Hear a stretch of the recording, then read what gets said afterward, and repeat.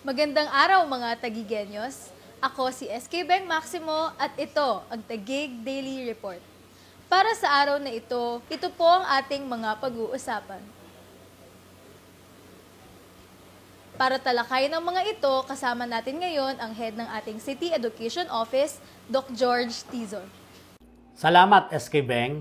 Magandang araw mga kapwa Tagigenyo at sa lahat ng sumusubaybay sa Taguig City Daily Report. Narito kami upang maghatid ng updates, anunsyo, mga reminders at iba pang mahalagang impormasyon para sa kaalaman ng lahat. Ngayong araw, November 3, ating tatalakayin ang Taguig Mobile Market, Taguig Community Market at COVID-19 case updates sa lungsod ng Taguig. Tungkol po sa Taguig Mobile Market, maghahatid ng mga masusustansyang kasangkapan katulad ng gulay, prutas, karne at iba pa para sa mga mamamayan ang Taguig Mobile Market. Ito ay upang sila'y makapagluto ng masasarap at masusustansyang pagkain sa kaligtasan ng kanilang tahanan. Ito ay sa ganap na 8 a.m. hanggang 12 p.m. Ngayong araw, November 3, nagkaroon ng Taguig Mobile Market sa Central Signal sa Martinez Corner, Pineda Street. Narito naman ang schedule ng Taguig Mobile Market sa inyong mga barangay para sa susunod pang mga araw. November 4, Hagonoy sa dako ng Capistrano Street. November 5, Bangbang sa Bangbang Bridge. At sa November 6, Ligid Tipas sa Plaza Bonifacio. Manatiling nakatutok sa I Love Taguig page sa susunod na araw para sa schedule ng Taguig Mobile Market sa inyong barangay sapagkat lahat ng barangay sa Taguig ay iikutan ng Taguig Mobile Market. Tungkol naman po sa Taguig Community Market, narito ang listahan kung saan nakaistasyon ang mga market sa ating lungsod. Sa Barangay Western Bikutan, sa dako ng Katipunan Court, PNR Open Court, Alicabocchia Open Space, Nabwa Court at Rambutan Road. Sa Central Signal, sa Libis Covered Court. New Lower Bikutan sa SBB Toda MRT Avenue. Lower Bikutan sa K9 Covered Court.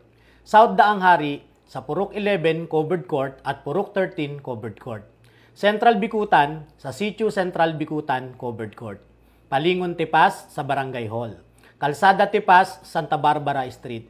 Hagonoy sa Hagonoy Covered Court. At South Signal sa Balyeser Covered Court. Pinapaalalahanan ang bawat mamimili na planuhin ang kanilang pamamalengke ng maigi upang malimitahan at maging makabuluhan ang kanilang paggalaw. Huwag ring kalimutan ang mga health at safety protocols tuwing nasa pampublikong lugar katulad ng pagsusuot ng face mask, face shield o guantes. Panatilihin ang 1 metrong social distancing o higit pa na distansya sa pagitan mo at ng iba pang mamimili.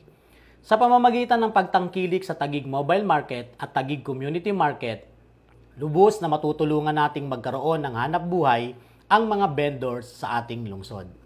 Para naman po sa COVID-19 case updates, narito ang COVID-19 case updates sa lungsod ng Taguig as of November 2, 2020. Nakapagtala ang Taguig City Epidemiology Disease and Surveillance Unit o SEDSU ng mga sumusunod.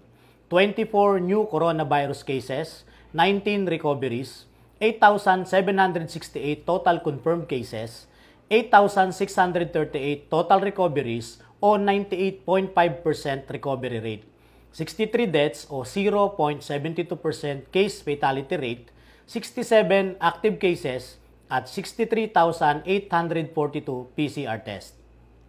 Patuloy na pinapaalalahanan ang lahat ng mamamayan na ang unang hakbang upang labanan ang pandemyang ito ay ang prevention o pag-iwas. Ito ang dapat na prioridad. Ang syudad ng Taguig ay patuloy na nasa ilalim ng General Community Quarantine o GCQ, kaya't ang bawat isa po sa atin ay patuloy na pinaalalahanan na sumunod sa mga alituntunin ng national at local government. Ang bawat Taguigenyo ay pinakikiusapan na sumunod sa lahat ng protocols tulad ng social distancing, pagsusuot ng face mask, pagsusuot ng face shield, paghuhugas ng kamay at paglilinis ng katawan. Dito sa Taguig, patuloy po tayong magtulungan. Dito sa Taguig, patuloy tayong magbayanihan. Maraming salamat po. Maraming salamat din sa iyo, SK Beng. Maraming salamat, Doc George Tizon. At maraming salamat po sa inyo sa pagsama sa amin ngayong araw para sa ating Taguig Daily Report.